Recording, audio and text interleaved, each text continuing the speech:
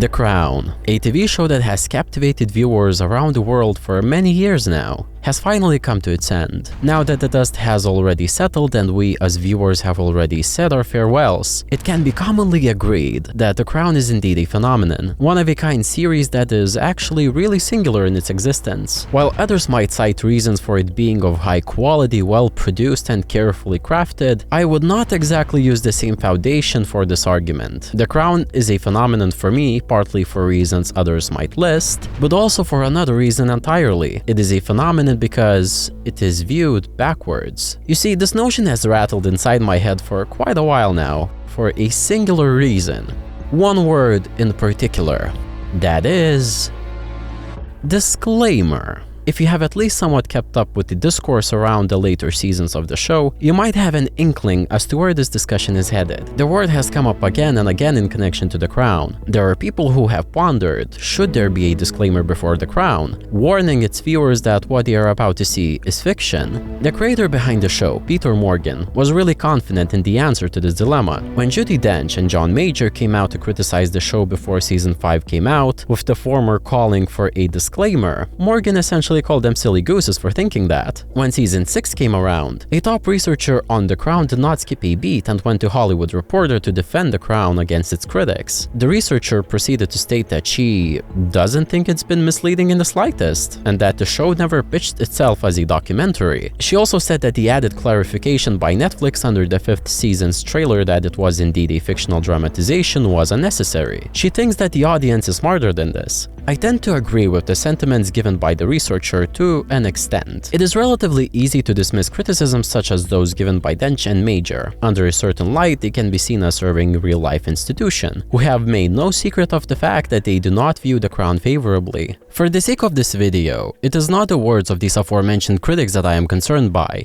It is not even that relevant what exactly they said, what verbiage they used, and how insulting they were towards The Crown. What is concerning to me is the response from the team behind The Crown. This might be perceived as a controversial take, but I believe they are not being entirely truthful to the matter at hand. At least that is what I tend to think after now having seen the show in its completion. I do not think the confidence they assert in these responses is warranted. Their response would entirely be valid under very specific circumstances, if their show was actually regarded and actually operated as being a fictional show. Again, this is certainly a hot take, but The Crown does not behave as if it was fictional. The discourse is not focused on the usual things it would be focused on if it was a fictional show. Of course, this is not due to the fault of The Crown. The Crown, of course, cannot completely control the discourse that might arise around it. But at times, the writing itself does not warrant this distinction. There is a fertile ground for a real, honest discussion about The Crown to be had. Because what if these calls actually have some merit? Again, I am not calling for a disclaimer, but I do not find myself completely disagreeing with the claim that the show can be seen as blurring the lines between fact and fiction. What if The Crown is not as masterful in its presentation as the creatives behind it wanted to seem? Which is precisely why it is productive to begin viewing the show as if it was fictional. Isn't that what the creator himself is calling for us to do? To apply the same standards every other show would be subjected to, because it competes in the same categories as other shows in award seasons, and it is mentioned in the same breath as other, oftentimes fictional shows. Yet, the whole ordeal surrounding the verity of The Crown that comes into discussion over and over again, it is such a masterful distraction from the problems, as well as good features that the show might actually have. So, let us dive into the phenomenon that is The Crown.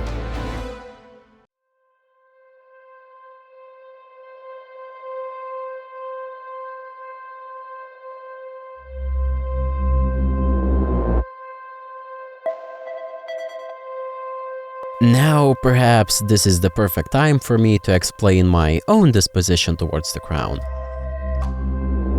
I am young enough to have zero recollection of the events depicted in The Crown. I don't really have my own experiences of these events at all that could in any way shape my own perception as to how they are depicted in The Crown. Obviously, I am more or less informed about them after the fact. I am also not from Britain, therefore I am even farther removed from what The Crown is depicting. To put it bluntly, I have zero skin in the game besides being a regular member of the audience. I believe that this does grant me an interesting perspective on the show, and it brings me me to this realization. The Crown, whether it intends to or not, can be seen as blurring the lines between fact and fiction. Returning back to what was expressed by Peter Morgan about how silly it is to call for these disclaimers, there was one thought in particular that would visit me from time to time. Sure, it seemingly is easy to dismiss these criticisms, but it would be equally as easy to just slap a disclaimer on there, wouldn't it? I wondered why they would just not do it to shut down the critiques, but instead are digging in their heels so much, partly on principle, obviously, but I cannot help but think, and this is obviously speculation on my part now, which is purely made as a thought experiment and should not be taken too seriously. What if they don't want the viewers to believe that this is the case? It is rather obvious that the Crown has a certain expectation of the viewer, for the viewer to know the context, for the viewer to know this or that, and for the viewer to be invested in these characters because of the added context from real life. The Crown is interesting in a sense that it never really had to create much incentive to watch the show. It did not have to generate a level of value that other shows would need to, because the appeal was already there. So why would the Crown not want to capitalize on all of this? On this sort of enigma of what is true and what is not? But I invite you to put those sentiments away to one side now, and to flip our perspectives, to consider the Crown in different terms. The Crown, first and foremost, is a historical drama. Its narrative is rooted in fact, but it is allowed to, and certainly does, stray away from fact to facilitate drama, to facilitate a narrative. It invents where it needs to, and it omits what it wants to. You can view it in another way. You may imagine the history it roots itself in as source material, and the Crown itself as an adaptation, and thus various facts that the show establishes in its version become canon, world building. The historical events become plot, the space and time where it all occurs become setting. Of course, narratives found in history do not lend themselves to the usual narrative structures employed in current media for a clean adaptation process. In order to fit into these structures, the writers have to invent, to pivot. All of that is expected. But this sort of view, once again, requires you to separate the source material from the adaptation. An adaptation cannot rely on the source material to carry its weight. It absolutely has to be able to stand on its own in terms of storytelling. But how does The Crown accomplish this separation and adaptation? Or rather, if I would dare to ask, does it accomplish a separation at all? I will begin with the most minuscule, simplest example. It comes from the 3rd season. Episode 8, titled Dangling Man. The Queen, upon meeting with the ailing Duke of Windsor, tells him this. We've had our disagreements, but you've always remained my favorite uncle. Fairly innocuous, even innocent line. Even if it is innocent, we still have to think of it critically, because this line implies the existence of other uncles. And may I ask, where are those uncles? The show never provides any comparison or contrast in Elizabeth's relationships with the imaginary other uncles. I can already hear people elbowing their way forward to say, well, actually, because yes, Prince Henry, Elizabeth's uncle, does appear in scenes here and there. But what I want you to do is to rely on what is presented in the show. And in the show, he is only named Henry. We used to say that about Henry, didn't we, dear? What?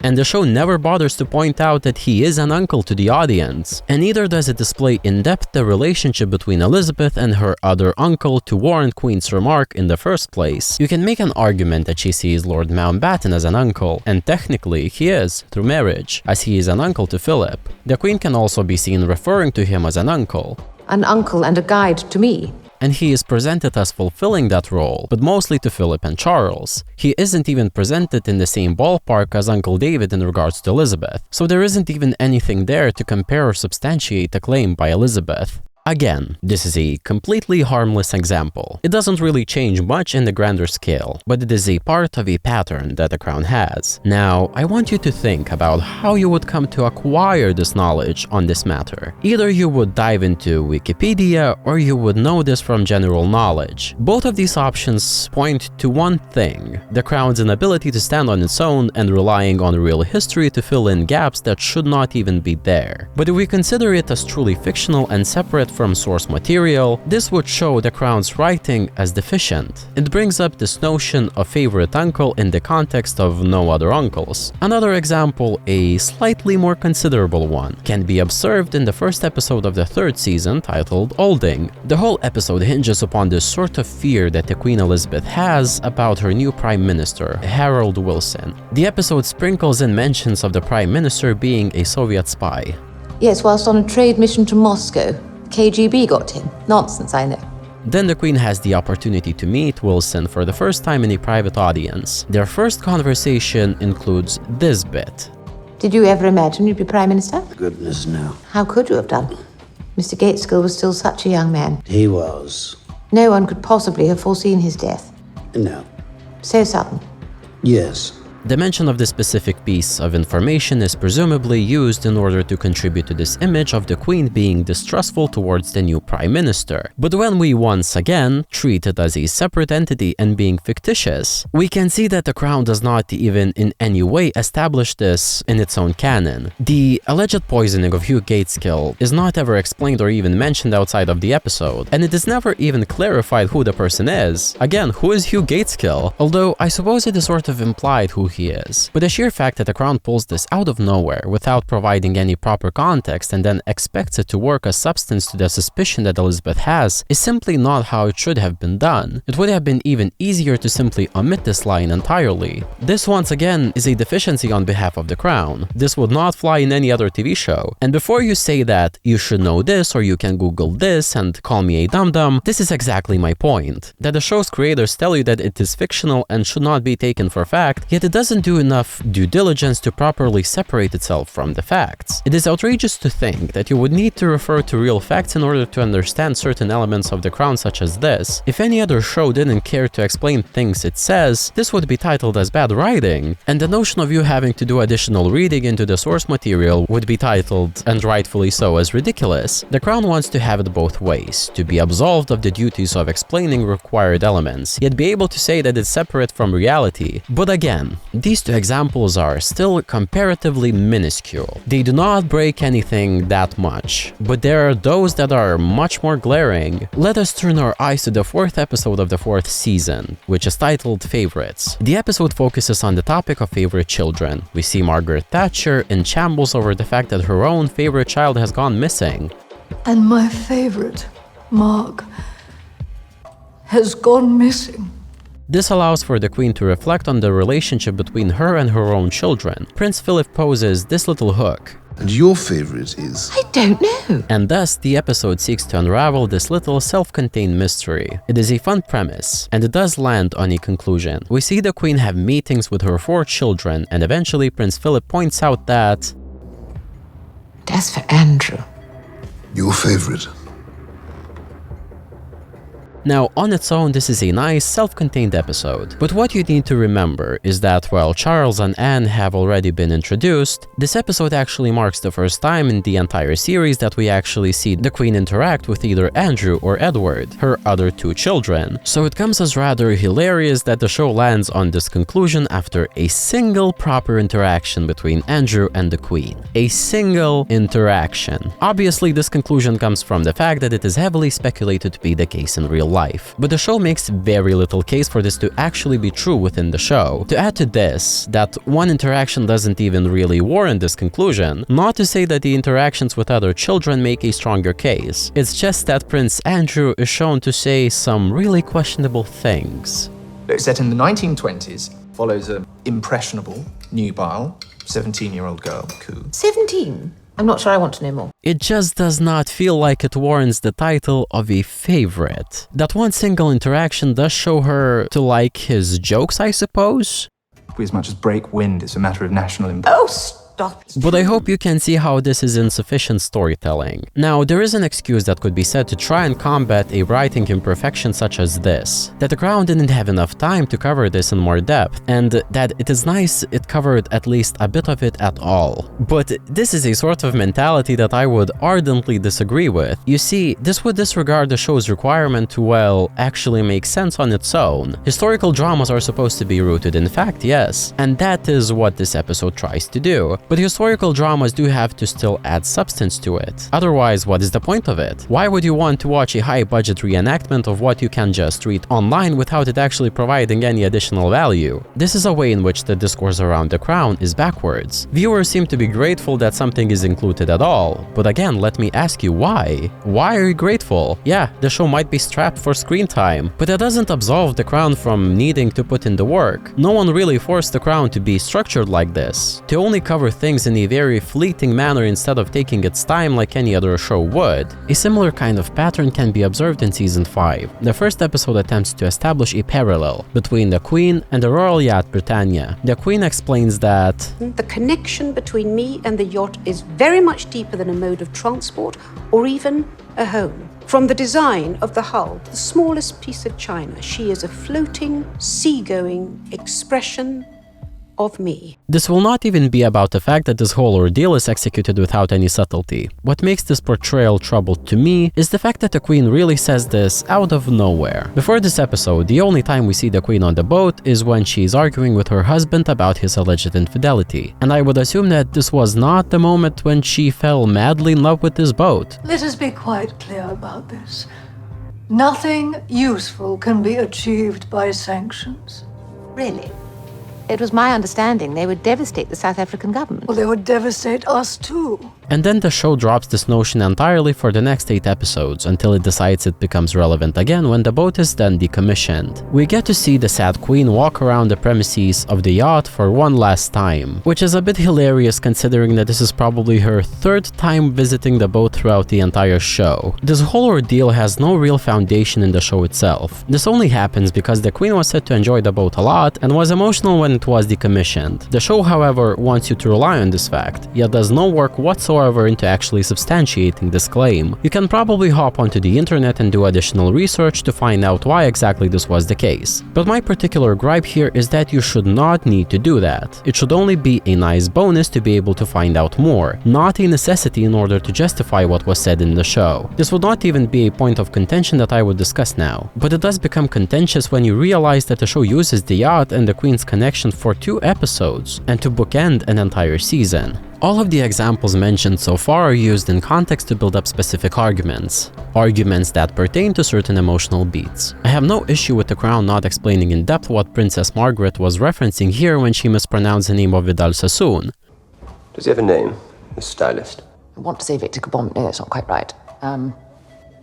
Vidal Baboon? Neither do I have an issue of the show name dropping. Oh, no, I know who that one is. That's Don Bitcham, the poet. I am not calling for the Crown to explain every little thing, but I am calling for the show to establish and explain things that are supposed to shape some of the emotion behind what is being shown or said. And frankly, I do not believe I am wrong in asking that. Under normal circumstances, these instances would quickly be called telling and not showing, and would quickly be discarded as examples of bad writing. Again, to varying degrees you can be forgiving of these misdoings. But this issue also extends to larger events, not just these relatively smaller moments. And another thing you can sometimes sense in The Crown is that the story doesn't always come first. Hitting historical points at times does. And that is a rather flawed way of portraying a historical drama on screen. Some events, I believe, are just not done justice overall, from the narrative standpoint at least. You see, The Crown does have a tendency to simply summarize some of the events. This again leads to a question. Why would you want to watch a high-budget reenactment of people just telling you what is already known? But one event in particular doesn't even get that much due diligence. Now, the very first episode of the 4th season, titled Gold Stick, opens in quite a dramatic fashion.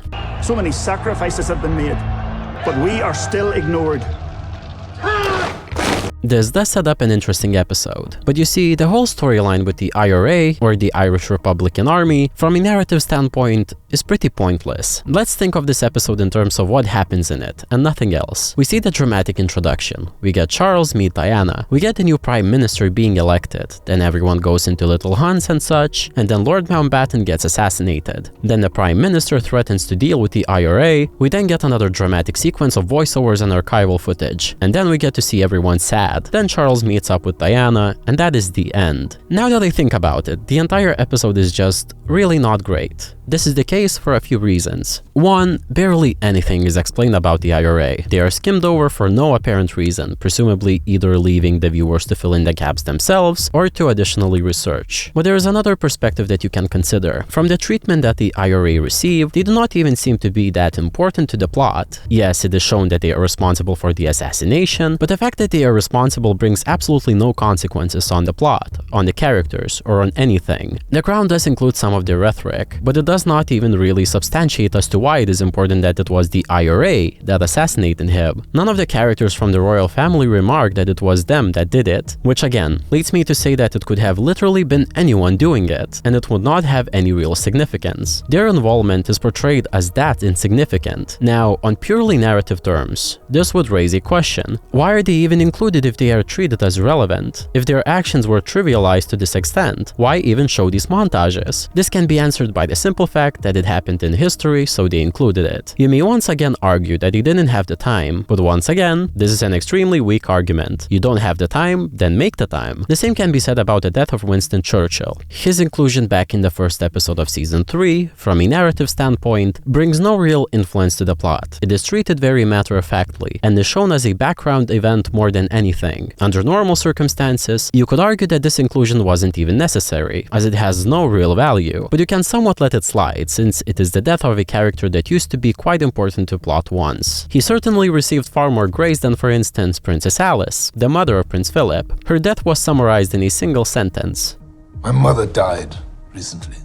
But returning to the IRA, they were just summarized and made peripheral, and really poorly summarized at that. This might also be due to social-cultural factors in real life, but that again is a very poor reason not to properly represent this part of history and certainly cannot excuse poor writing. Same sort of treatment is given to other events as well. For instance, the Falklands War wasn't given the proper screen time it would have required. It is shown as happening, but it again is in the periphery and summarized more than anything. It does not really affect anything either. The Queen provides no commentary on the matter. It does not really touch the royal family in any way, and the only effect it has on the overall plot is that Thatcher gets to be triumphant. But then all of that becomes irrelevant in the subsequent episodes. Same is the case with whatever is happening with Tony Blair. Now, this is probably the worst offender of them all. I watched The Crown and I had no idea what they were even referencing. Season 6 made criminally low effort to even portray it as relevant to anything. It influenced nothing and explained very little. Again, through the lens of just regular narrative rules, these inclusions and treatments just beg the question, why on earth are they even included? This is not the first time that The Crown excludes entire events. It is certainly capable of skipping parts that it could not work into the narrative. For this, you would need to look no further than the entire premiership of John Major. The Crown ignores so much about him as a person and his premiership that, in the light of facts, a certain scene can be seen as comedic.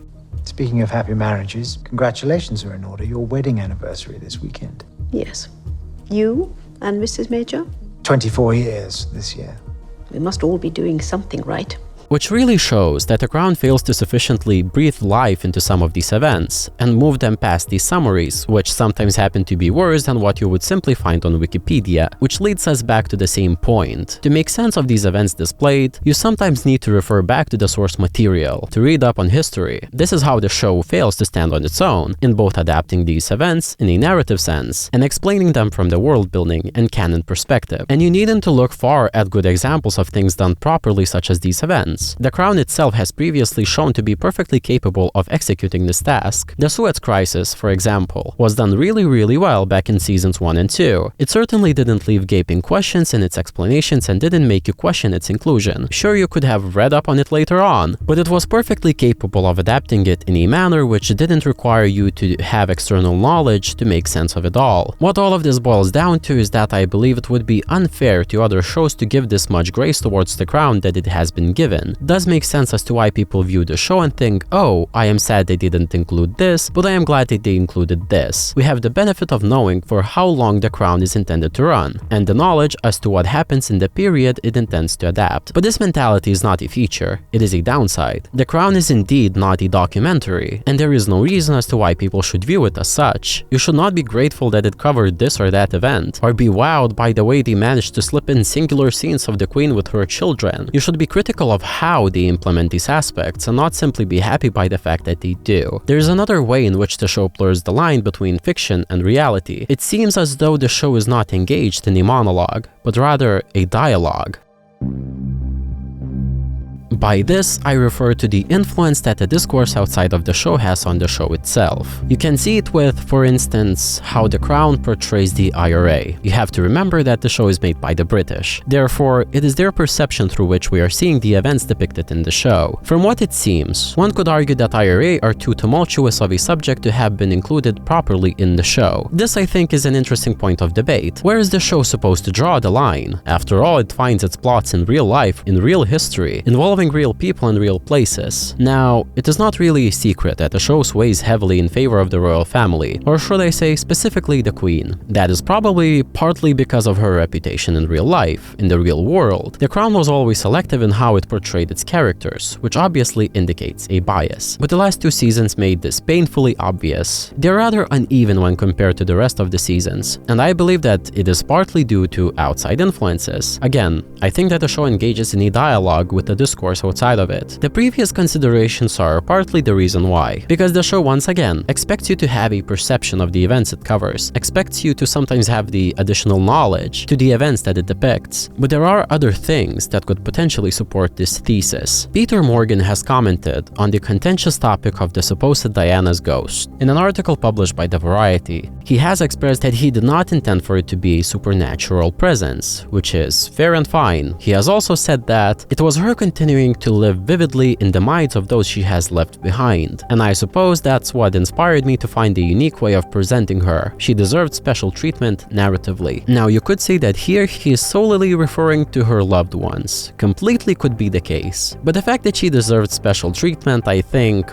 points to the show's awareness of the effect the real Diana had. The show also does something that, quite frankly, I have no idea what for. It opts to show Diana not laid in a coffin, yet Dodi shown dead on the screen. Almost all of the other deceased royals have been shown as corpses, yet Diana is not. I would say that it is a weird choice to do this now, and do something different for Dodi in the same episode. If you consider this, you can sense the perception of the public bleeding into the show. It is something that Morgan himself even acknowledges. In the same article, he says that everyone in Britain, whether they acknowledge it or not, has that level of sensitivity and attachment to this family, which is why it is an absolute minefield for dramatists to explore. I feel as though The Crown tries to take an approach of bringing a different light to events it covers, bringing in a bit of depth to them. With that logic, what it feels the 5th season in particular is at times trying to do is a balancing act. But not a balancing act within the show itself, but rather with the discourse that exists outside of it. Think about it. What is Princess Diana known for the most? Her charity. Yet The Crown doesn't include any of it in a meaningful fashion, because people already know about it. Instead, it tries to show that here, Charles did it too. What do we know about Diana? What a good mother she was regarded as. And what do we get? We get to see her not as that good of a mother. It is the same as Charles and Diana's wedding back in season 4, because allegedly everyone had already seen it, everyone remembers it, and there was no need. Charles and Camilla were also vilified in real life, yet we get coverage that consistently paints them as victims of circumstance, and their love story is shown as one of persevering against all odds. This sort of philosophy bleeds over into season 6 somewhat too. Episode 4 focuses on the aftermath of Diana's death. The episode shows us the lead up to the speech of the Queen. Before that, Charles tells her this.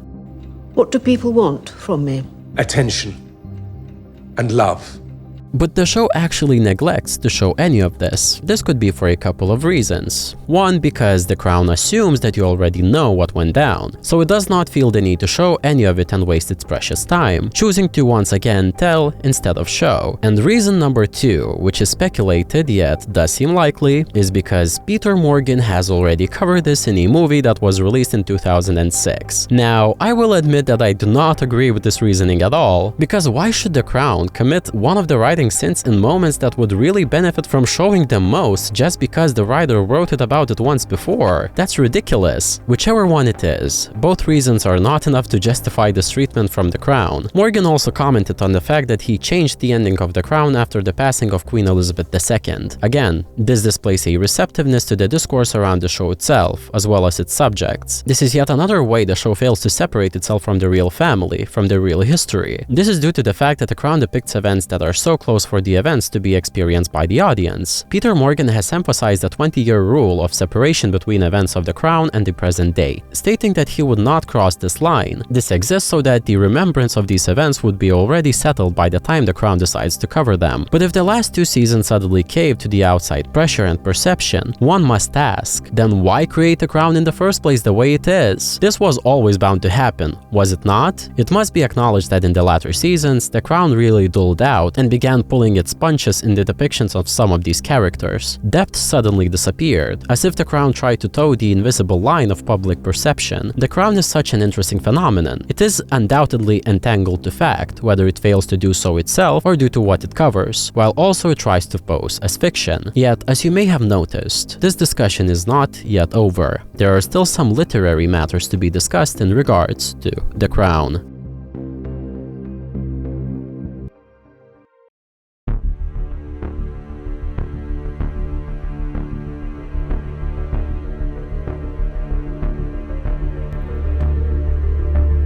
The Crown exists in an interesting place. It depicts individuals that are known all around the world. It is only natural that people approach the Crown with their own perceptions and their own opinions. In this way, it is quite phenomenal, because these pre-established notions serve as a distraction. In this way, The Crown has had the benefit of deflecting a lot of criticisms that other TV shows would have experienced. It is almost as if it is somehow exempt from criticism that falls anything outside of historical accuracy, or how The Crown depicts who. Yet, not a lot of people actually pay that much attention in this discourse to the quality of the show itself. Not the costumes, or the scenery, or the cinematography, or the soundtrack, but the actual writing. It is as if the show is treated in some special way. But again, allow me to pose you a question. Why should it be? To me, The Crown is a show like any other. I do not have a personal relationship to any of these topics presented. My view is not obfuscated by whatever preconceived notions others might be holding close to their hearts. Again, the idea that one has to be informed externally to be able to evaluate The Crown is ridiculous. Other TV shows do not have the same luxury, so why should The Crown be granted it? Let us turn our attention to more literary matters. Now that The Crown has run its course, I have come to yet another conclusion. The Crown is, in a lot of ways, fractured in its storytelling. And here, I am not even referring to the cast changes every 2 seasons. It is a part of it, yes. Neither am I necessarily referring to its episode structuring, which can also be seen as part of the issue. There are many more flaws within the writing. If I was to boil them down, it would be that in The Crown, reality is what it wants it to be at any given moment. It shapes reality however it suits the narrative, whenever it wants. It also breaks rules of storytelling whenever it likes. We have already partly discussed it, but there is still some territory to be touched upon. Most of the time it fits. And honestly, it could have gotten away with it too, if it wasn't for the latest 2 seasons. They sort of brought a lot of the show's worst patterns to light, which can also be traced to previous seasons as well. To understand the extent of these issues, we must first discuss the focus of The Crown.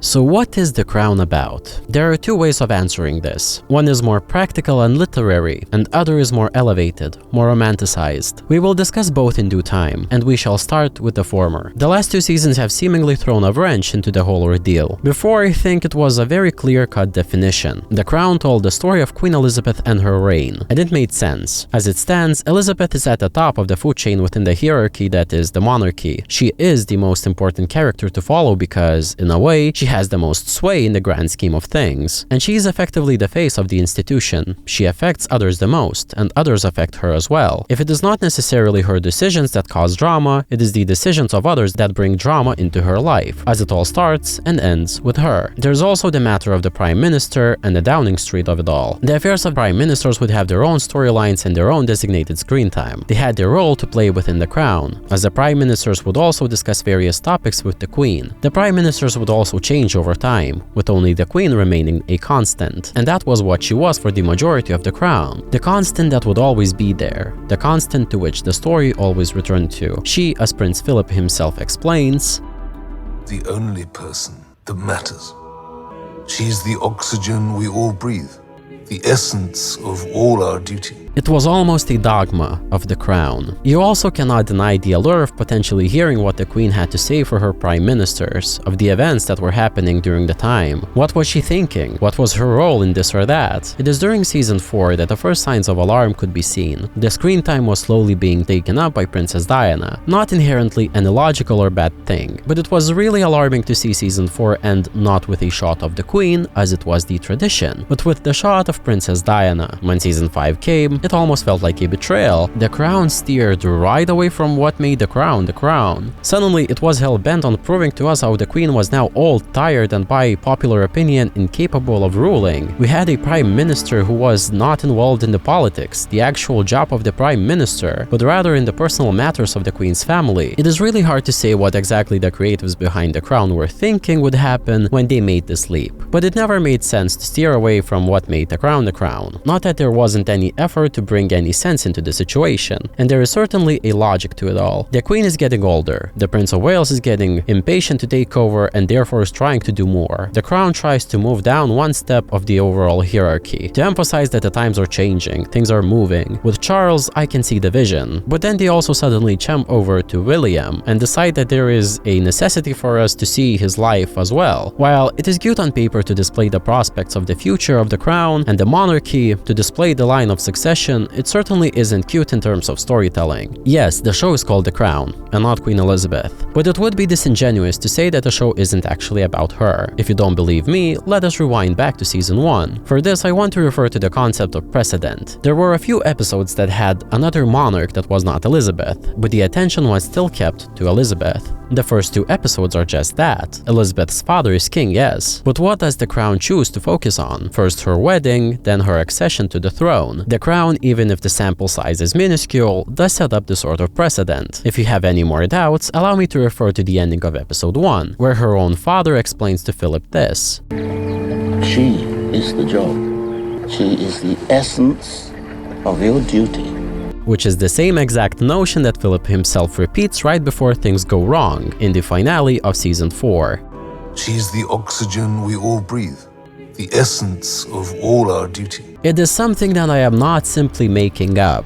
It wasn't just revealed to me in a dream. The show made a point of it over and over again, that she is at the center, not anyone else, her. Without her at the center anymore, it makes sense as to why, for instance, the focus has shifted away from the prime ministers. Without her audiences with them, there is no connection between the plots of the show and politics. This comes as ironic, considering that the origins of the crown can be traced back to the audience, a play that focuses on the queen's relationship with her prime ministers. Even if the audiences take place, they are mostly about Charles and Diana, because oh yes, there is also the Diana with all. I would love to know as to why we had to see the backstory of Princess Diana Summers Fling's dad. Was it absolutely necessary to see how the hotel where Princess Diana stayed last was acquired? There was a brief moment in the show's history where it was initially planned to be 6 seasons, but was downscaled to 5. Then it was extended back to 6, and the explanation for it was provided by the creator of the show, Peter Morgan. He said that, as we started to discuss the storylines of Series 5, it soon became clear that in order to do justice to the richness and complexity of the story, we should go back to the original plan and do 6 seasons. To be clear, Series 6 will not bring us any closer to present day. It will simply enable us to cover the same period in greater detail. And by richness, he apparently meant giving obscene amounts of time to, and I cannot emphasize this enough, Princess Diana Summers Fling's father, or to the 2 photographers that received an unnecessarily long introduction in the 2nd episode of 6th season, or the married couples, although they do have a nice purpose within the plot, that were shown for extended scenes in the 9th episode of season 5. I tend to agree with the sentiment that The Crown could have certainly covered things in more detail, but it put the focus in some wrong places in the process. That is not to say that the episodes of The Crown focused on Diana were entirely bad. I found them enjoyable, but it simply isn't what I tuned in for. Neither did I want to see William or Kate, which the show suddenly began pushing extremely hard for no apparent reason, but it really does does come off as weird when, for instance, actually important events such as the Windsor Fire or the divorces of the Queen's children did not even receive that much attention as they should have. I would argue that the entire episode of Annus Horribilis was just a weird summary of what happened, and a bad summary at that. And also William and Kate, where exactly is the complexity? Am I missing something? They had the most watered down basic love story in the history of The Crown. The Crown always had a place for stories that at first would seem distant from the Queen, but it would still come back to her. But they never compromised the stories that deserved the spotlight in the process. The lack of the Queen and the politics as a focus has made the show as a whole uneven, stilted. And you have to remember that this is the last 2 seasons that we are talking about. That is about the third of the whole show. But the show always had a bit of a crook in its storytelling. For this, let us discuss mixed messages. I would like to return to the idea of the Crown warping reality according to whim. It starts with the smallest of examples. In the first few seasons, in fact. I remember first watching the finale of season 1. It really was a perfect finale to a very good season. It continued to play on the conflict between the two Elizabeths, Elizabeth the Queen and Elizabeth Windsor. One of the last notes on which it ends is this whole argument with Philip over him being sent away. The Crown makes this grand point of it too, with Philip expressing his anger towards the Queen. Don't dress betrayal up as a favor. The episode ends, and the season concludes as well. Now, this may have come because I have binged the show when it had more than 1 season out, but what stuck out to me was that in the next episode, we suddenly have Philip and the Queen on good terms, remarkably great even. Sure, there was a flash forward with them fighting, but in the normal chronology, we go from them having this dramatized argument about Philip fighting against being sent away, only to be followed up by him then happily remarking on all of the locations he would be visiting.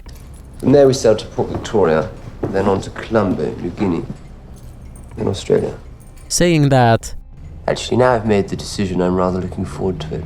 This is a jump that can be somewhat tolerated once, but it really does come off as disingenuous for the show to make a whole ordeal about it for drama points and not to follow up on it properly. A similar pattern is followed between seasons 4 and 5. At the end of season 4, we have both Charles and Diana ready to get away from one another. A good chunk of the episode is literally about them being up in arms at each other, fighting. Diana even says this to Prince Philip near the end. And if this family can't give me the love and security that I feel I deserve, then I believe I have no option but to break away, officially, and find it myself. The episode ends in quite a dramatic fashion, with us, the audience, seeing Diana walking the halls on her own, then joining the Christmas family photograph on the sidelines. Now, let's sidetrack for a bit. There is a little quirk that The Crown has that I always enjoyed. It names its episodes after things that are either said or appear in the show. Now, episode 10 of season 4 is titled War. I always like to figure out why episodes are named the way they are, or wait for the name to be dropped by one of the characters. You might say that this word was dropped by none other than Margaret Thatcher during her private audience with the Queen. What? We are on the brink of war. This might be as well the case, but I speculate that this naming came from a different place. Now, sometimes there are scripts published from The Crown online. That is the case with this episode. And it is interesting, the terms which are used to describe the ending of season 4. To quote the script provided by Deadline, Diana defiantly looks up. Her mind is made up. She is going to war. This might not be what is translated on the screen at the last moment, but it does reflect the overall arc that Diana had over the episode. So now, here comes the first episode of season 5. It immediately starts off with Diana and Charles planning a holiday as if none of those arguments and the shouting and the trying to go to war ever happened. I mean, look at them. So, give them some of the old magic. Well, come on then, let's blow them away. Again, really disingenuous of The Crown to play up these aspects for cheap dramatic points, and just proceed to move on without any explanation or connection between these two status quos whatsoever. These two examples can be ignored if you want to. I know certainly that I can ignore them. They are not detrimental and shouldn't force you to drop The Crown, but there are bigger examples as well that are part of a similar pattern. There is one example in particular that I am surprised isn't really discussed more. That is the show's treatment of the Duke of Windsor. Now, to recap, this is the person that, as per show, abdicated the throne for love. Other characters also fling a lot of stuff at him for causing an entire crisis, and that his abdication contributed to the death of Elizabeth's father. But that isn't the only thing that he did. The 6th episode of the 2nd season focuses on quite some damning information concerning the Duke of Windsor. At first, we get an ominous flashback, with the characters remarking, We all suspected it. These papers must never see the light of day. What is written here brings the greatest shame upon this family. The episode keeps up an intrigue before finally revealing the truth. The Duke told the German government that resolve in the United Kingdom in the face of the German aerial bombardment was weakening, and that continued bombing, that is, the continued slaughter of his fellow countrymen and former subjects, would, I quote, soon make Britain ready for peace. To bring the gravity of the situation home, the Queen provides this iconic piece of dialogue to the Duke. There is no possibility of my forgiving you. The question is, how on earth can you forgive yourself? It even takes the sweet time to display real photos of the events discussed, to give you the evidence that this is in fact true, to leave no doubt in your mind with what we are dealing with here. Now, imagine my surprise when episode 8 of the 3rd season comes around. This episode shows Prince Charles visiting the Duke. The Crown really takes its time to establish the parallels between the Duke and the Prince. And then, the music swells, and we get this grandiose presentation from Charles. Well, let me confess that I do recognize myself in you. Yes. What a king you would have made in a kinder world. What a king we were denied. I'm not exactly sure what the rationale was here. Did they actually think that we would ignore what was stated before? It is a bit weird to say the least, for Charles to be saying that the Duke would have made a good king when this man, and I am emphasizing this as per the Crown, was set to... When a German aircraft crashed in Belgium carrying Hitler's entire military plan for the invasion of France, the Duke wasted no time in letting his Nazi friends know that Allied forces had indeed recovered this priceless information, which gave Germany time to change its plans. So which one actually is it? Was he a bad person or a good person? The Crown doesn't know, that's for sure. Charles comparing himself to this man is just not as big of a flex as the Crown thinks it is. And here we have, once again, the Crown just coming up with stuff that is for dramatic purposes, and it just comes off as this flip-floppy mess just because they want to have a cool monologue right at the end. You could argue that this is a way to establish a balance and say that a person can be complicated, but this right here is not balance. This is just changing your view just because it suits your narrative. In regards to mixed messages, perhaps the biggest victim at the hands of the writing of the show is none other than the Queen Elizabeth herself. The last 2 seasons really did a number on her character. Might as well call her an entirely different person, really. The first episode of the 5th season makes a huge show out of the fact that the Queen is suddenly getting old, about how unfit she is to rule, and how out of touch she has become. One of the arguments made for this is her reaction to the topic of the royal yacht. We get a scene of the Queen with her Prime Minister at the time, John Major, discussing the matter of refurbishing the yacht. John Major keeps pointing out this. It's just with the royal yacht being perceived as something of a luxury, there is a danger the palace could be seen to be asking for too much. We're in the midst of a global recession. Each penny of public spending is closely scrutinized. The Queen's response to it all is really tone deaf. She says this. I hope we can agree that as sovereign, I have made very few requests, let alone demands, in return for the service I have given this country. Perhaps the reason I've held back is in the hope that when I actually do, people don't just take it seriously. They do as I ask, without question. This is done so that the episode and the show can continue to harp on the fact that Charles is this progressive man and the Queen is this old, out-of-touch woman who has to be kicked to the curb. It is quite hilarious when you remember what she had said in previous seasons. I want you to take a look at the 5th episode of season 4. Here we have the Queen, as well as her Prime Minister Margaret Thatcher. The episode focused on Michael Fagan, showing his struggles that he then directly communicated to the Queen. Then when Thatcher blabbered on and on about her political stance, the Queen came to the defense of the common folk, stating this. If people like Mr. Fagan are struggling, do we not have a collective duty to help them? What of our moral economy? She then disagreed so much with Thatcher's policies that we had an entire episode of how she broke her constitutional duty to remain silent on political matters. That's how these sources so close to the Queen describe me. Prime Minister. That I lack compassion. My government has done irretrievable damage to the country's social fabric.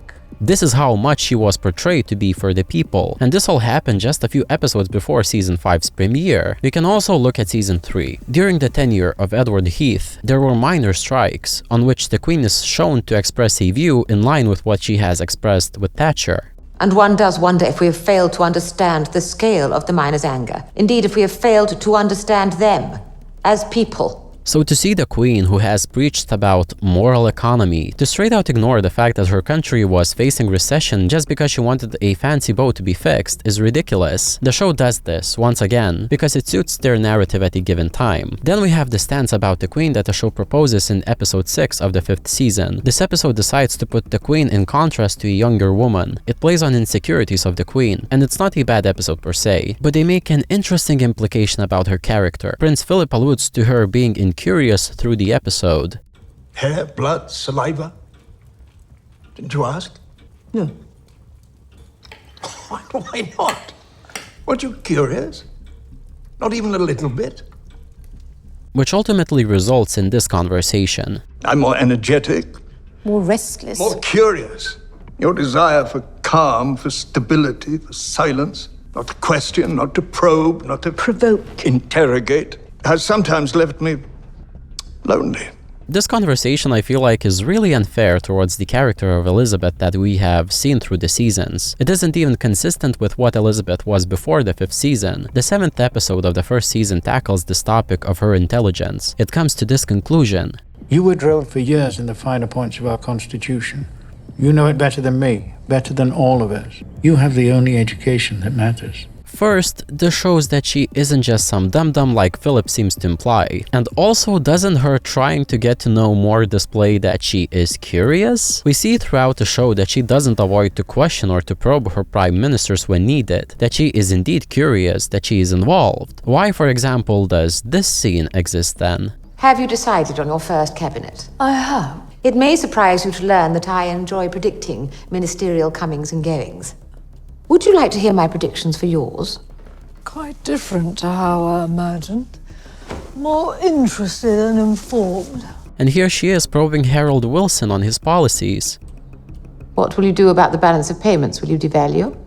No, ma'am. She was so curious and so questioning that she caused an entire crisis in the 8th episode of the 4th season, of which Philip even seemed proud himself. We even had her yell at Charles over his marriage she was so willing to question and provoke. This could be excused if there was a character arc in place to set up this shift in personality, but the Crown instead goes from point A to point B without a journey. It chooses what the show needs to maximize the drama at a given moment, but the inconsistencies do not really end there. There is another thing that bothered me for quite some time. That is the 8th episode of the 2nd season. The episode titled Dear Mrs. Kennedy focuses on the Queen encountering Jacqueline Kennedy. Here they try to establish the fact that Elizabeth is a bit insecure, that she is supposedly not as charming as Jackie. She becomes insecure because people all around her keep buzzing about the First Lady, and one of those people is Prince Philip. Now, within the context of the episode, I guess it is innocent enough. Everyone is doing it, so it doesn't really stick out, I suppose. Everyone's enchantment with the First Lady is exaggerated for dramatics either way, but when you remember the wider context of the season, Elizabeth's reaction to Philip's reaction is rather strange. Now, the first 3 seasons of the season have their own mini arc and result in them having a bit of a confrontation in the royal yacht. It was about Philip's alleged infidelity that the show implies but never outright states. Through these 3 episodes, we get to see Elizabeth find a picture of another woman in Philip's stuff, a picture that she apparently keeps, as we find out later on. This all culminates with Prince Philip getting a bit of a promotion to keep him calm. Then in episode 10, we get to see Philip being implicated for infidelity again. And this is an important word here, implicated. This implication, this rumor was enough to set off a reaction in Elizabeth. The sheer fact that her sister said a man in a picture in a newspaper was similar to Philip was enough to trigger her. There's something in Philip in the shoulders. The Prime Minister has asked to see you, ma'am, as a matter of urgency.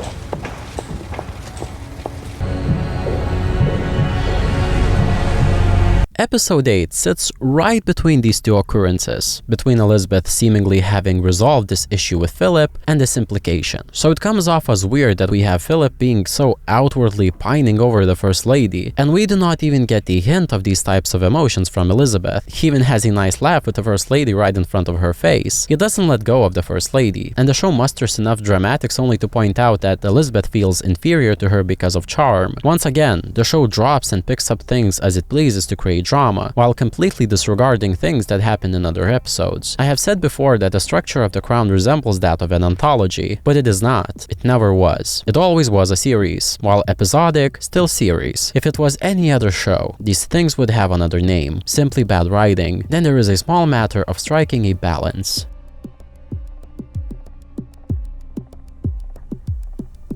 The trouble with balance comes from two characters in particular, Prince Charles and Princess Diana. These two people getting turned into characters was always going to be a contentious territory, to say the least, knowing the prolificity of their story out there, but I do feel that The Crown failed to establish a good balance in these depictions. Now, Season 4 I think was going in the right direction. What I particularly liked was that it didn't really paint anyone in the best and no one in the worst light. For instance, Diana, while seemingly portrayed in an innocent light, does have a deeper layer within. There are little hints and clues that there is something deeper going on, that Diana is less innocent than one might think. That little look after she tells Philip that, "No, I love a good watering.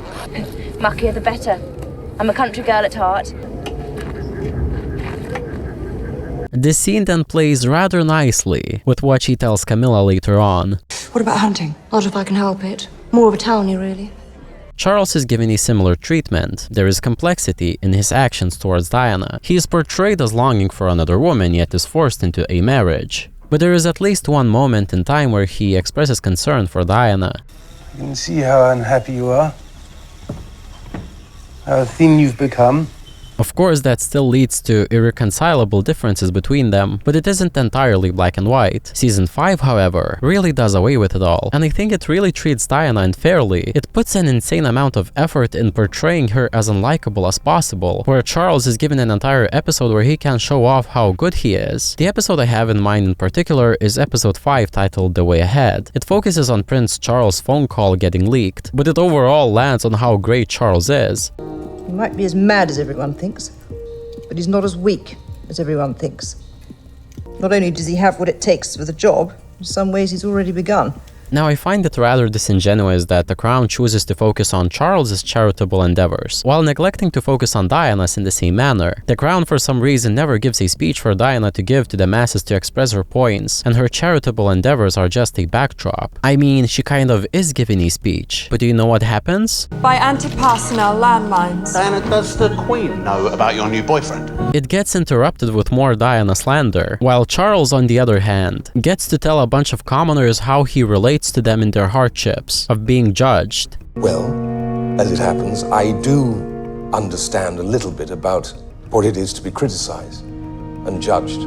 I mean, I know your phone call got leaked, but this comparison is so obscenely a stretch that it almost perfectly shows just how much they want to elevate Charles. Now, the royal family as a whole is known to dabble in charity. Charles is in no way exclusive to this. In this way, Diana isn't either. One of my own gripes is that the show sort of neglects to mention why Diana's endeavors were special and why she garnered so much attention in the first place. The causes that she shows were not the ones that the royal family would choose. She was different in this way because she did things differently, but that again is barely remarked upon. Charles instead gets a speech about how he is empowering young people. Diana, on the other hand, is repeatedly shown to just cause displeasure to other people, over and over again. First, it is implied she doesn't really have real friends. Then it is implied that she was paranoid. Then it is implied that she is a bad mother, because even the mention of her nearby Prince William just pushes him out of the room. I mean, really? She gets a lot of criticism throughout the 5th season, and is portrayed as some sort of a deviant. Charles gets a lot of criticism throughout the 5th season, but he is portrayed as misunderstood and mistreated. Charles is portrayed as the considerate one when he comes to Diana to talk about their marriage, and Diana is portrayed as the one who is trying to ruin poor Charles. Season 6 is sort of okay on this, but then also backtracks on a lot of the stuff in Season 5 after her death. Even still, the Crown's inability at times to remain on a stance at different times is not a balance. It is indecisiveness. There is also a little ghost in the room that we have to discuss once again. Let us discuss Deviation.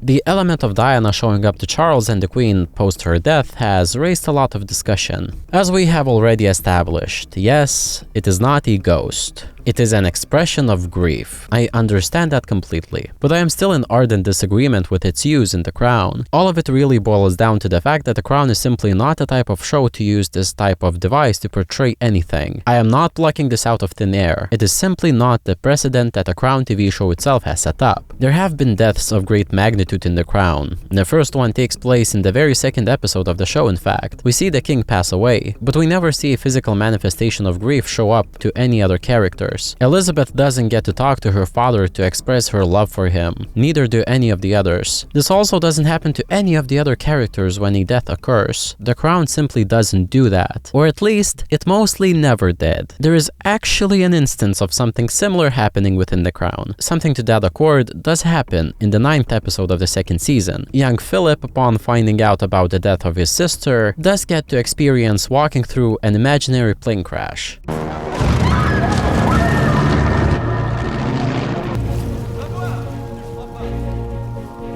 This can be seen as done in a similar vein, but at least here it is a child we are talking about. I do not necessarily agree with this type of display on The Crown though. I do, for instance, agree with the past iterations of the Queen appearing in the last episode. That I am fine with, whatever. Yet The Crown always had a grounded approach to how it portrayed topics. This stylistic deviation is really unnecessary and just tacky. There are other deviations present in the later seasons of The Crown as well. For instance, we now have dream sequences to display the Queen's anxiety.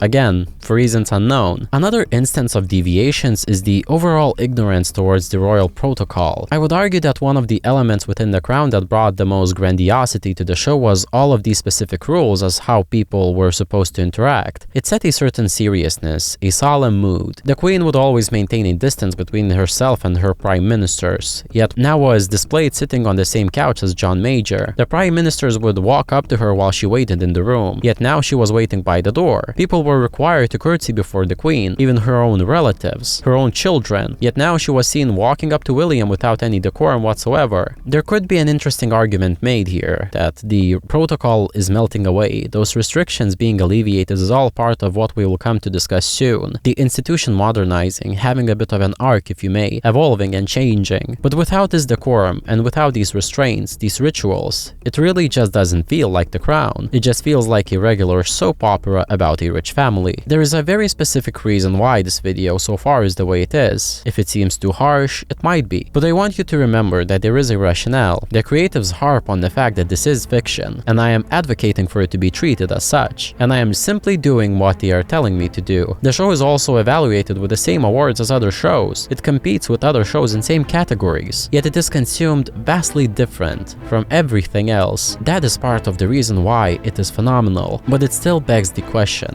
how is it that it manages to come out above it all, above these critiques, above such scrutiny?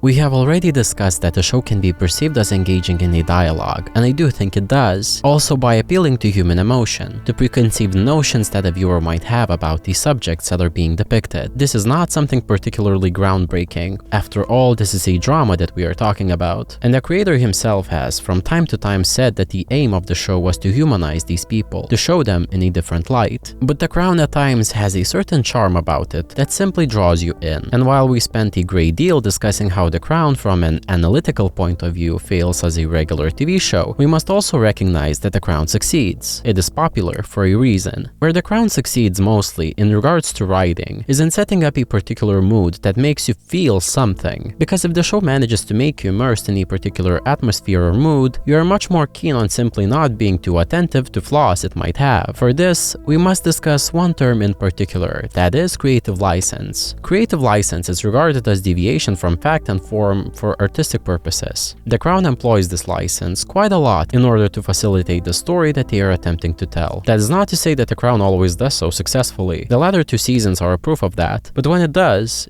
so rather beautifully. To express this creativity and to elicit the most emotion, The Crown employs quite an interesting structure. There are two sides of the coin to the structure that a crown uses. During a single episode, it usually opts to focus on one larger, notable event or occurrence. It hyperfixates on one single storyline that usually gets resolved within the episode and is not really carried over further. On one hand, it certainly can lead to problems. We have already discussed some of them, such as some elements being brought up without any proper setup, and certain things being dropped from an episode and only brought up at the show's convenience. This sort of structure certainly doesn't lend itself to a fluid telling of a story. The Crown would rather prioritize facilitating a standalone episode rather than a grander overall arc, but you can see the utility in such a structure. First, I think there is a certain charm in being able to enjoy an episode of The Crown without necessarily having to burden yourself with watching all of the episodes. Sure, it would be nice to watch all of them, but you do not necessarily have to, as all of the elements are usually introduced in the episode itself. Season 3, for instance, used to be the lowest regarded season before the latest two came out, but I must admit that it is by far my favorite. I particularly like being able to simply jump into an episode and be completely engulfed by it, no strings attached. Practically all episodes of that season work as standalone episodes, and I really like that about it. I even find myself rewatching the episodes from that particular season the most. And second, the show uses creative license in order to facilitate the sort of a structure really efficiently most of the time. I always particularly admire the show's capability to elicit the most emotion and dramatic effect.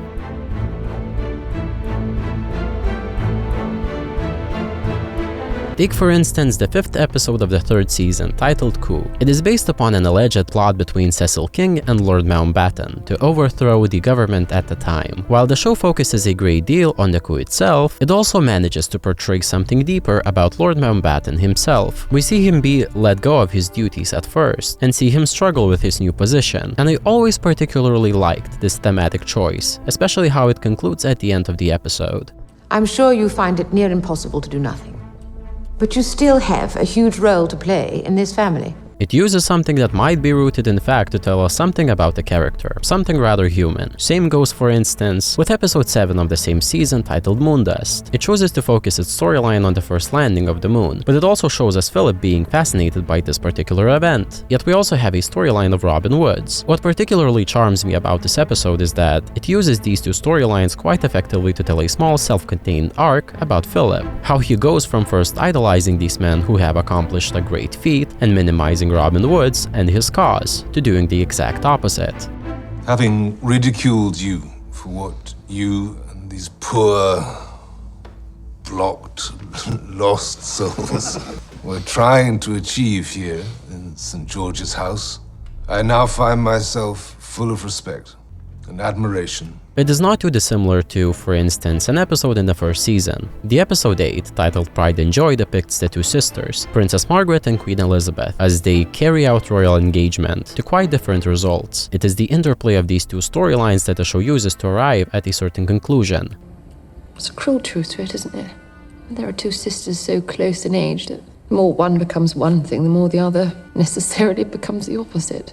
The Crown was always at its best when it did exactly this. It utilized its plots to deliver these revelations about the characters to great dramatic effect, because, as the creatives have said, it really is not supposed to be a documentary, a stale retelling. And it also must be said, if it wasn't for this type of a structure, for this format of standalone structuring of these episodes, I am not sure it would have worked as well as it did, because truly the episodes of The Crown, when working at maximum efficiency, really know how to use its screen time throughout an episode to draw you in. Again, it hyperfixates on a particular storyline, on a particular character, but that in this light can be seen as a benefit. The show fully transports you into that particular storyline, into a particular mindset. It doesn't focus on anything that is not exactly relevant in order to maximize the dramatic effect. Perhaps this is why the audience was never as keen on noticing any writing flaws, because this structuring was so effective and managed to elicit that emotion and connection between the characters and the people watching. Through the sheer skill of writing, it really keeps you in, and I really do think that in this way you are much more willing to forgive whatever flaws or wrinkles the writing might have. I believe that season 6 further proves just how skillfully done the first 4 seasons were, because it is not like the 6th season didn't attempt to present the story in a similar way. Here we have the 6th episode of the last season. This episode attempts to do an interplay between two people, the Queen and Tony Blair. It attempts to start at a point where the Queen is insecure about Blair becoming more popular than her, at the end concluding that, I think I've come to realize there's no such thing as too royal. If you're doing it, do it properly and unapologetically. This, I would say, is perfectly in line with the philosophy that the previous seasons used to construct these episodes. The problem this episode in particular has is that firstly, it severely lacks foundation. It hinges on the fact that Tony Blair is seen as very popular, but we only saw him a few times throughout the season, and none of those times actually showed us why or how he was popular. I suppose he did give a speech that was perceived as popular, but nothing else really builds up upon this point. Secondly, it really just makes the plot strange. The Queen goes to the Prime Minister for advice, which he proceeds to give, and then somehow it tries to say that how dare he give this advice and that he is wrong. I mean, what else everyone expected from the man who was known to be a great modernizer? But I digress. It is instances such as these that make you appreciate the previous seasons just a bit more, not to mention the other ways that the show manages to tug at your heartstrings. What comes to mind first is the subtle parallelism between two scenes in particular. The scene where Diana first meets Charles, and the scene where Charles comes to talk to Diana after their divorce is finalized. The way Diana, similarly to her younger self, observes Charles from afar as gentle music plays. I'm Sarah's younger sister, by the way. Please don't tell her you saw me. I'll get into terrible trouble.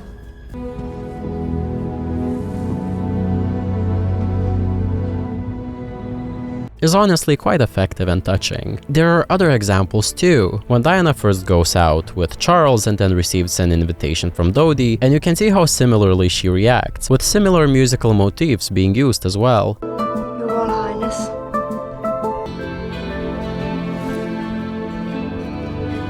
Or how Elizabeth's father and her uncle both in similar ways are shown to struggle with their health, of which echoes you can see in the eyes of both Margaret and Elizabeth in this scene. It is these little things that The Crown does, these little callbacks that only amplify the emotional impact of certain scenes, and most often to great dramatic effect. When the show strikes, it really does strike hard and efficiently. When it wants to, it knows exactly how to play with your emotions, to get you invested. And when the show manages to do that, any flaw you might notice becomes trivial, because the sheer atmosphere, the sheer height of emotion, the sheer elegance of The Crown sweeps you off your feet. After all of these considerations, there is still one question to answer. I have mentioned before that there are two ways of explaining what The Crown is. One that is more practical and literary, and the other that is more elevated, more romanticized. We all know what the show depicts and focuses on in those practical terms, but really, what actually is The Crown?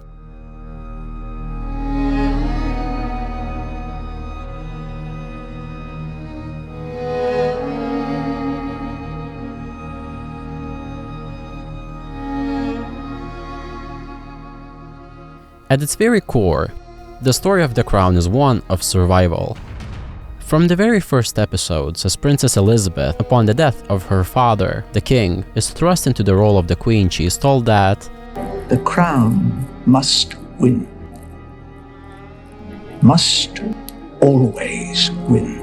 This is exactly the axis upon which rests the entirety of the show. The ultimate goal of survival, of sustaining their way of life, is reflected in practically every move each of the characters have to make, particularly the queen herself. The very first time the new queen and her family run into this conflict happens right after the passing of her father, in the third episode of the first season. The episode depicts Queen Elizabeth, as well as Prince Philip, settling into their new roles. The cause of conflict during this episode is something that is rather mundane, something that you or I could run into. The two primary concerns are the last name that the family would assume, and also where the family would reside. At first we see both the Queen and Prince Philip being on the same foot on this matter. Both the Queen and the Prince agree that their family name should be Mountbatten, and that they should live in Clarence House instead of the Buckingham Palace. Both of these issues are quite mundane and quite human, but the show displays that, while at their core these concerns are simple, they become complicated once they unfold in the context that these people find themselves in. I would say it is to the show's cleverness that they choose to tackle such a conflict first. You see, what the young couple wants happens to be the exact opposite of what they are supposed to want. Throughout the episode, we see their own desires in conflict with what is perceived as necessary. Various people of different backgrounds come to discuss these matters with the young queen. The show does not neglect to display another necessary layer to this whole equation, that is the place of interpersonal relationships within these matters. You see, Elizabeth wants certain things to be a certain way because that is what would please her husband. Numerous times we see her reaffirm her husband on these matters, and at the end of the episode, these matters do get concluded. The last conversation on this topic between Elizabeth and Philip perfectly encapsulates what we have just discussed. They'd rather we didn't keep the name. It's none of their business. You're my wife. Taking my name is the law. It's the custom. not the law. A custom practiced so universally it might as well be the law. You can't do this. Am I to be the only man in the country whose wife and children don't take his name? The name has to be Windsor. For stability. There's more. Clarence House. Our home? What about it? We have to give it up. The home of the Sovereign of the United Kingdom is Buckingham Palace. I thought you hated that place. I do. Then why go along with it? Because that's the overwhelming advice. But that's the point, Elizabeth. It's just advice. It doesn't mean that you have to act on it. When it comes from the government, you do. What kind of marriage is this? What kind of family? This is one of the first conflicts that a new queen has to face in her new role, and while it is small in scale, it is perfectly reflective of what the crown will try to tackle over and over again. In this way, the theme of survival is overarching, ever present within the crown, and it affects every facet of the show. This conflict between humanity and duty in order to survive is what fuels the drama of the crown, and to exemplify this, the crown uses various tools from its arsenal, and this is where parallels and deviations come in.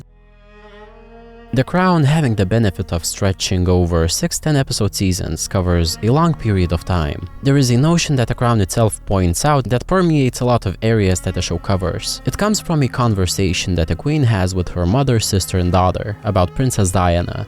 Diana will give up her struggles, give up her fight, and bend, as they all do. And if she doesn't bend, what then?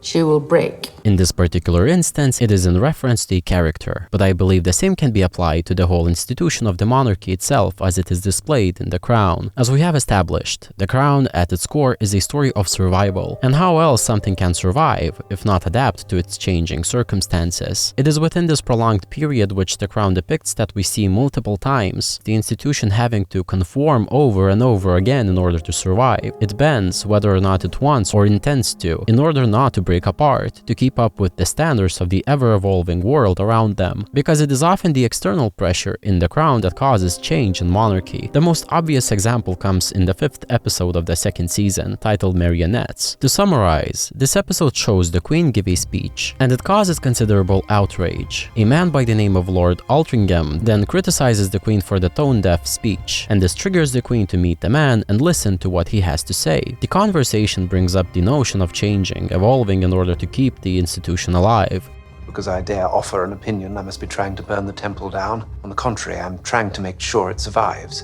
It's not so much what I'd have you change, just an acknowledgement that it has changed. What? Everything. Open up, ma'am. Lower the drawbridge. Let people get to know you. And the institution does exactly that. It adapts in order to survive. And throughout the moving decades, we see this motif repeated over and over, of the monarchy facing pressure to change its ways, and it eventually budging in order to keep itself afloat. The reason why we are discussing this now is because in some ways, you can see the stories that unfold through the changing times as echoes of one another, at times even somewhat parallel, yet different. One of the stories that can be seen as having parallels is that of Princess Margaret and Princess Anne. The story of Princess Margaret, as displayed on The Crown, is one of a tragedy. Throughout the first few seasons, Margaret is shown to be in love with a man by the name of Peter Townsend, a divorcee whose wife is still alive. This comes in conflict with the teachings and the dogma of the Church of England, the church of which her sister, Queen Elizabeth, happens to be the head of. This is why she is repeatedly being denied the marriage to the man that she loves. It conflicts with the tradition and the precedent, the already established rules. Yet, a generation later, the same rules to a similar situation are not applied. This is not exactly a parallel that I am pointing out for the first time. It is a parallel that the Crown emphasizes through Margaret herself. How is it different? Anne is a royal princess with no prospect of acceding to the throne, as was I. Commander Lawrence is a palace equerry, marrying scandalously above his station. Peter was a palace equerry, hoping to marry scandalously above his. Anne and Commander Lawrence are in love. Peter and I were in love. In both cases, one party is a divorcee. The situation is identical in every way except for the outcome. Another parallel that is established by The Crown itself is between characters of Prince Charles and the Duke of Windsor. Both men, as per The Crown, fell deeply in love with women who were out of their reach as per rules of their times. Yet the outcome of these two romances is different. Prince Charles was able to wed Camilla eventually, even if he had to experience a whole lot of obstacles, while remaining the heir, while the Duke of Windsor caused the whole abdication crisis and lived in exile. There's a layer of turmoil and tragedy within these parallels and differences within them. We have seen how these rigid rules have strained relationships and bonds between people in the system, and now these conflicts are almost rendered obsolete. There's a sense of unfairness too, as the younger generations do not have to suffer like those before them. This can be seen within the stories of Charles and William. Charles was taken away from his university studies in order to serve the institution and perform his duty. He was also forced, and I want to emphasize this, as indicated in The Crown, into a marriage with someone he did not love. William, on the other hand, had the liberty of studying at the university on his own terms, to find love on his own terms. In a way, since this is a story of survival, it is also a story of growth. It seems like the institution itself, just like a character of sorts, goes through a bit of an arc and evolves, growing from its mistakes. Prince Charles, while discussing it, has described The Crown as, "The crown is not a static thing, resting forever on one head. It is moving, alive." In those terms, it is only fitting for the show to be constructed in this way. Yet still, The Crown story can also be seen as cyclical. The Crown still reminds you that these people have their own predicaments, however modernized the institution might become, due to the positions they find themselves in. The Crown establishes an interesting parallel between the stories of Elizabeth and Margaret, William and Harry. It is striking just how similarly Margaret and Harry regard their own positions in contrast with Elizabeth and William. Next to you will always be evil. Victus. Lost.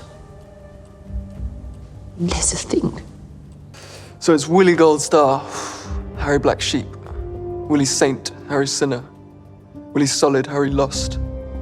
And just how similar the struggles of despair to the heir are described. With me, it's just what people want. Fucking up. Oh, that's Harry Wells' job. If one is the queen, it must be the source of honor and all that is good. The other necessarily becomes the focus of the most creative malice. The Crown showcases people that are seemingly like you and me, made of flesh and blood, so human yet they exist trapped within the system, tied by the invisible chains, prisoners within the grand story that is The Crown. Or that is how The Crown would probably prefer you to see it, as this elevated piece of art. That is only one of the perspectives you may take upon viewing the show.